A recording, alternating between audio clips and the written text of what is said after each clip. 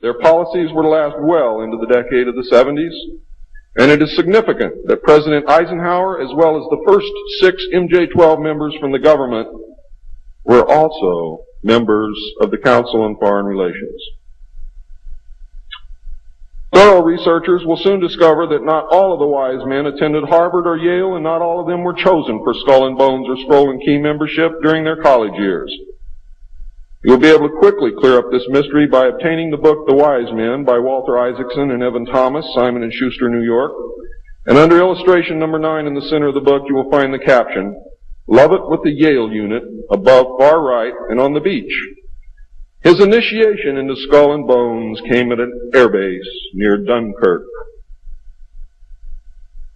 I have found that members were chosen on an ongoing basis by invitation based upon merit, post-college, and was not confined to only Harvard or Yale attendees. It also had something to do with how much money your family had, unless you were a military officer. A chosen few were later initiated into the Jason Society. They are all members of the Council on Foreign Relations, and at that time were known as the Eastern Establishment. This should give you a clue to the far-reaching and serious nature of these most secret college societies. The Jason Society is alive and well today, but now includes members of the Trilateral Commission as well. The Trilateralists existed secretly several years before 1973 because I saw the name of the Trilateral Commission in the documents in 1971. The name of the Trilateral Commission was taken from the alien flag known as the Trilateral Insignia. And that should give you some clue as to how much trouble you're in. Majority 12 was to survive right up to the present day. Under Eisenhower and Kennedy, it was erroneously called the 5412 Committee, or more correctly, the Special Group. In the Johnson administration, it became the 303 Committee, named after the room that they met in at the White House when they met at the White House. Because the name 5412 had been compromised in the book The Secret Government. Actually, it was not compromised. It was intentionally leaked to explain the purpose of the meeting of these men, so that no one would go looking for NSC 5410 and NSC 5411. And I wish you all luck. I hope that you're able to dig it out.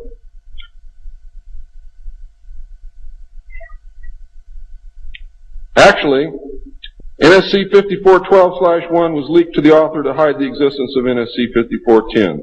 Under Nixon, Ford, and Carter, it was called the 40 Committee, and under Reagan, it became the PI 40 Committee. But over all those years, only the name changed. The positions remained the same. By 1955, it became obvious that the aliens had deceived Eisenhower and had broken the treaty. Mutilated humans, yes, mutilated humans, were being found along with mutilated animals, and yes, mutilated animals, and those of you who doubt that this is taking place should leave your job, should leave your home, should do whatever you have to do, and go look for yourself, because it's important that you know it and that you believe it.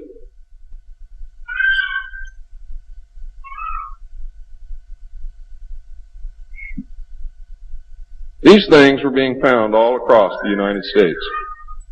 It was suspected that the aliens were not submitting a complete list of human contacts and abductees to MJ-12, and it was suspected that not all abductees had been returned, and this has been verified. The Soviet Union was suspected of interacting with them, and this proved also to be true. It was learned that the aliens had been and were then manipulating masses of people through secret societies, witchcraft, magic, the occult, and religion. After several Air Force combat air engagements with alien craft, it also became apparent that our weapons were no match against theirs.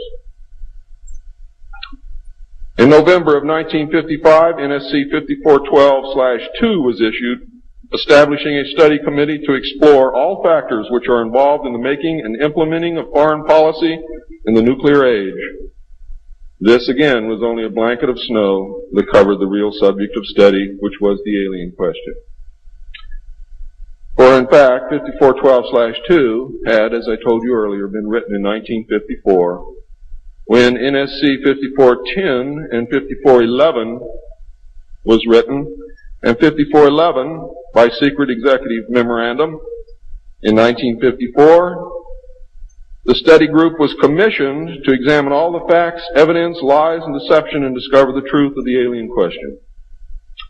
NSC 54/2 was only a cover that had become necessary when the press began inquiring as to the purpose of regular meetings of such important men. When the press asked Gordon Dean, somewhere near the end of 1954, why they were meeting and what they were studying, Gordon Dean says, "As of yet, we have no direction, but we're working on it." It then became necessary to find a direction and find a reason for these meetings, and that's exactly what they did. The first meetings began in 1954 and were called the Quantico meetings because they met at the Quantico Marine Base. See, one thing I knew, ladies and gentlemen, I know who they are. I know what they were called. All I had to do was find out who belonged to those names. And it's impossible to hold meetings of 36 prominent men secret over such a long period of time. The study actually lasted 3 years, not forever. It was a 3-year study, period.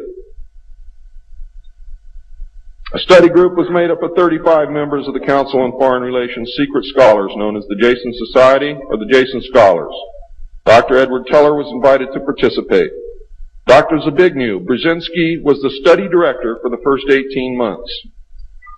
Dr. Henry Kissinger was chosen as the group study director for the second 18 months, beginning in November of 1955. Nelson Rockefeller was a frequent visitor during the study.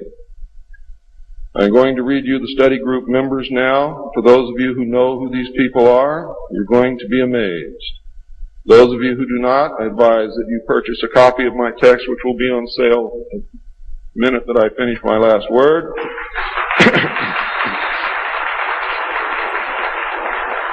And research everything that I'm telling you, and your own research will tell you that I am telling you the truth, and I don't have to do that.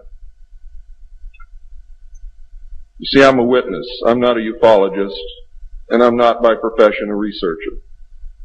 I'm doing this because I want the Constitution put back where it belongs.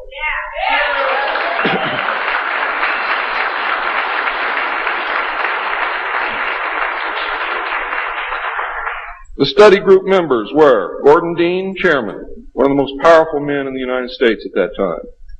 Dr. Zbigniew Brzezinski, study director for the first phase. Dr. Henry Kissinger, study director for the second phase.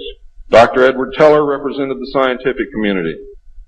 Major General Richard C. Lindsay, Hanson W. Baldwin, Lloyd B. Berkner, Frank C. Nash, Paul H. Nitze, Charles P. Noyes, Frank Pace Jr., James A. Perkins, Don K. Price, David Rockefeller, Oscar M. Rubhausen, Lieutenant General James M. Gavin, Carl P. Haskins, James T. Hill Jr., Joseph E. Johnson, Mervyn J. Kelly, Frank Altschul, Hamilton Fish Armstrong, Major General James McCormick Jr., Robert R. Bowie, McGeorge Bundy, William A. M. Burden, John C. Campbell, Thomas K. Findletter, George S. Franklin Jr., I. Rabbi, Roswell L. Gilpatrick, N. E. Hallaby, General Walter Bedell Smith, called Beadle, Henry DeWolf Smythe, Shields Warren, Carol L. Wilson, and Arnold Wolfers. Now, these aren't bad guys.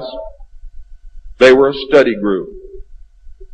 And the first MJ-12 was not made up of bad guys. They were made up of concerned Americans. What happened later became bad. The yanking of power away from the president, the formation of a secret government, the sale of drugs to the American people, etc., etc., etc. And I'm going to cover most of those things before I'm finished.